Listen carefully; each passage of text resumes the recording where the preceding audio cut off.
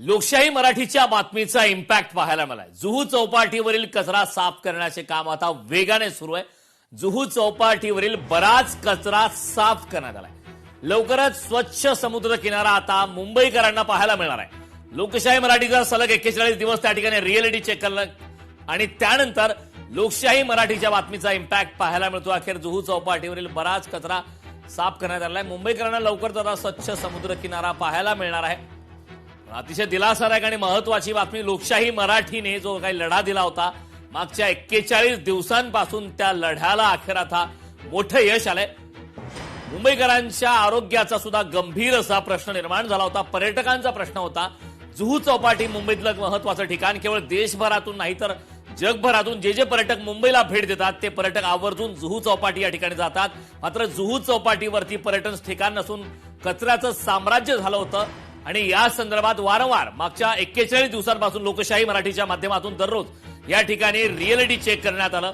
महापालिकेच्या माध्यमातून दुर्लक्ष करण्यात आलं। मात्र अखेर आता महापालिकेला सुद्धा लोकशाही मराठीच्या बातमीची दखल घ्यावी लागली आणि आता अखेर जुहू चौपाटीवरील कचरा साफ करण्याचं काम वेगानं सुरू आहे। या संदर्भात ताजे अपडेट देण्यासाठी आपल्या प्रतिनिधी स्नेहा जाधव आपल्या सोबत जुळलेत। स्नेहा, आपण पाहतोय तब्बल 41 दिवस लोकशाही मराठीने हा लढा कायम सुरू ठेवला होता। प्रत्येक दिवशी आपण त्या ठिकाणी जाऊन रिअलिटी चेक करत होतो आणि त्यानंतर अखेर आता याची दखल घ्यावी लागली आणि मुंबईकरांच्या आरोग्याचा प्रश्न निर्माण होत होता तो आता सुटणार आहे आणि मुंबईकरांना मोकळा श्वास घेण्यासाठी आता एक उत्तम पर्याय उपलब्ध होतोय। यानंतर लोकशाही मराठीच्या बातमीनंतर आता मात्र जुहू चौपाटीवरील कचरा साफ करण्याचं काम वेगानं सुरू असल्याची माहिती आहे। काय ताजे अपडेट आहेत?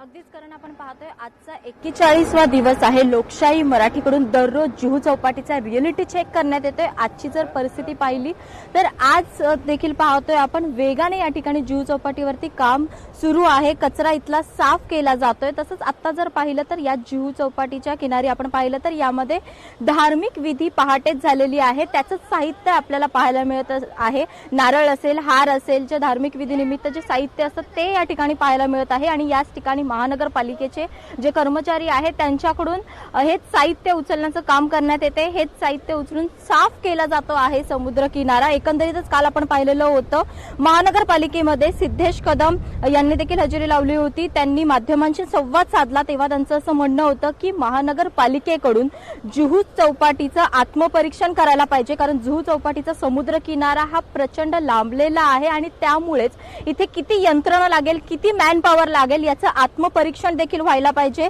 तसंच लोकांनी देखील या ठिकाणी कचरा टाकू नये, मुंबईकरांची देखील ही तितकीच जबाबदारी आहे आणि मी देखील याकडे प्रामुख्याने लक्ष घालत आहे। उपमुख्यमंत्री एकनाथ शिंदे यांनी देखील या संदर्भातच निर्देश देण्यात आलेले आहेत, परंतु कुठेतरी कधीतरी यंत्रणा या ठिकाणी कमी पडताना पाहायला मिळत असते तर त्यावरती देखील भर हा महानगरपालिकेकडून देण्यात यायला हवाय असं सिद्धेश कदम यांनी देखील म्हटलेलं होतं। त्याचप्रमाणे आज देखील पाहतोय, खरं तर कालपासूनच आपण पाहिलेलं होतं जुहूच्या समुद्रकिनारी जुहूच्या चौपाटीवरती कचरा साफ करण्याच्या कामाला वेग आलेला पाहायला मिळत होता। आज देखील आपण पाहतोय की कचरा साफ करण्याचं काम वेगाने सुरू आहे।